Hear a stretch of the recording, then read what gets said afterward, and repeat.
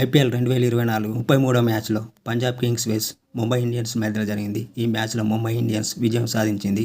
ఈ మ్యాచ్ అనంతరం 9వ స్థానంలో ఉన్న ముంబై ఇండియన్స్ 7వ స్థానంలోకి రాగా 8వ స్థానంలో ఉన్న పంజాబ్ కింగ్స్ 9వ స్థానం. ఐపీఎల్లో ఇప్పటి వరకు 33 మ్యాచ్లు జరగగా ఆ మ్యాచ్లకు గాను పాయింట్స్ టేబుల్ ఇలా ఉంది. నెంబర్ 1 రాజస్థాన్ రాయల్స్ 7 మ్యాచ్లు ఆడి 6 విజయం సాధించి 12 పాయింట్లు మొదటి స్థానంలో ఉంది.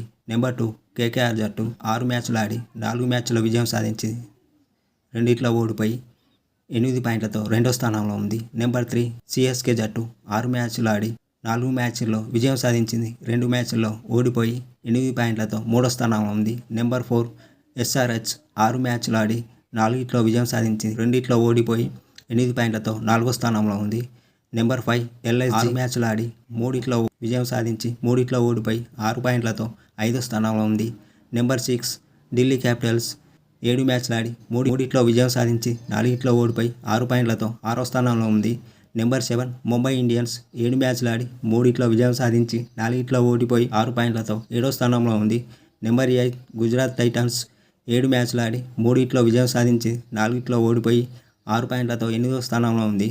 నెంబర్ 9 పంజాబ్ కింగ్స్ 7 మ్యాచ్లు ఆడి 2 విజయం సాధించి 5 ఓడిపోయి 4 పాయింట్లతో 9వ స్థానంలో ఉంది. నెంబర్ 10 ఆర్సీబీ 7 మ్యాచ్లు ఆడి 1 మ్యాచ్లో విజయం సాధించి 6 ఓడిపోయి 2 పాయింట్లతో ఆఖరి స్థానంలో ఉంది.